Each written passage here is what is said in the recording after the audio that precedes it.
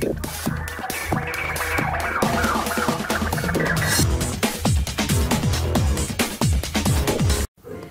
Everyone, আমি অপু বিশ্বাস।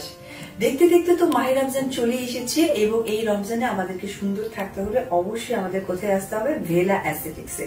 আর এই ঈদ উপলক্ষে ভেলায় চলছে প্রচুর প্রচুর প্রচুর একের পর এক রমজান আসার পর ব্র্যান্ড অ্যাম্বাসেডারের কাজ করে যাচ্ছেন ঢালিউড কুইন অপু বিশ্বাস। ভেলা অ্যাস্থেটিকেরও brand ambassador Dhallywood queen Apu.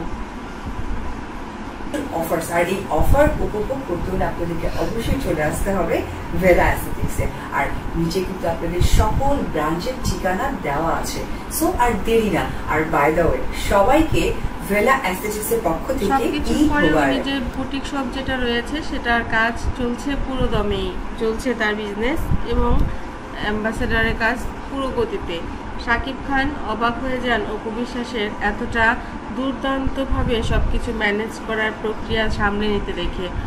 পরিবারের সবার জন্য ঈদের শপিং মোটামুটি শেষ করে ফেলেছেন, শুধুমাত্র নিজের জন্য কিছু কেনাকাটা টুকটাক বাকি আছে। কারণ মেয়েরা যত কিছু শপিং করুক না কেন, শেষ পর্যন্তর জন্য হলেও কিছু না কিছু তারা রেখে দেয়, এটাই স্বাভাবিক। অপু বলেন, আমার আপাতত আর কিছুদিন শপিংয়ে না গেলেও চলবে। যা অবস্থা হয়েছে, কয়দিন শপিং করতে করতে হাত পা পুরো ব্যথা হয়ে গেছে। বন্ধুরা, জীবনে আমরা আসলে অনেক কিছুই করি এবং অনেক কিছুই করতে পারি না, এবং যেটা করতে পারি না সেটা নিয়ে কোনো টেনশনও করি না। ভালোবাসার মানুষগুলোর জন্য কিছু করতে পারার আনন্দই আলাদা, সেটা হোক রমজানের ঈদ কিংবা কুরবানির ঈদ। সব ঈদই আমাদের কাছে অনেক বেশি জরুরি এবং অনেক বেশি আনন্দের। অপু বিশ্বাস বলেন, আমি অনেক কাজ করেছি, অনেক বড় বড় অ্যাম্বাসেডার ব্র্যান্ডের অ্যাম্বাসেডার হয়েছে, কিন্তু আমার কাছে মনে হয় জীবনে সুন্দরভাবে বেঁচে থাকার জন্য সুন্দর সুন্দর কিছু কাজ করে রাখা উচিত, যে কাজগুলো আমাদেরকে পরবর্তী জীবনে অনেক কিছু, অনেক নিজের নামের ক্ষেত্রেও অনেক ভ্যালু দেয়। অপু বলেন, সাকিব এমন একটা মানুষ যে আসলে শিখিয়েছে আমাকে কিভাবে কাজ করতে হয়, কিভাবে অন্যদেরকে সম্মান করতে হয়। ওর কাছ থেকে যে শুধু আমি সিনেমা করতে শিখেছি তা কিন্তু নয়, মানুষের সঙ্গে বিহেভিয়ার কিভাবে করতে শিখেছে। ও কিন্তু খুব কম কথা বলে, কিন্তু কাজ করে বেশি। ওকে কেউ উত্তেজিত করতে পারে না, ও নিজের মতোই থাকে, আর বেশি কথা বলা একদমই পছন্দ করে না।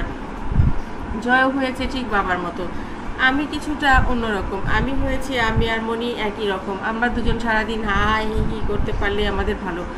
বাবা অবশ্য ব্যাপারটা পছন্দ করে। বাবা বলে, আমার মেয়ে দুটো ঘরে না থাকলে ঘরটা মনে হয় একদম মানে কবরে আছি। আসলে কবর জীবন কেমন হবে ওরা দুটা না থাকলে, সেটাই মনে হয়। বাবা বলতে অপু সাকিবের বাবাকে বুঝিয়েছেন, কারণ সাকিব খানের পরিবার এখন অপুর পরিবার, নিজের তো বাবা মা নেই, চাচাও নেই, তো সাকিবের পরিবারই এখন অপুর পরিবার। আর মনি যখন আসে তখন তো এই বাড়িতে প্রাণ ফিরে পায় অপুও। অপু বলে, মনি আমি দুজন মিলেই যখন এক বাড়িতে থাকি তখন আসলে এই বাড়িতে আর কারোর দরকারই পড়ে না। বাবা এত খুশি হয় তখন, তার হাসি মুখ দেখলে বোঝা যায় যেন বেহেশতে আছে।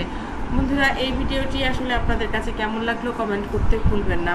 ভিডিওটি ভালো লাগলে সাবস্ক্রাইব করবেন।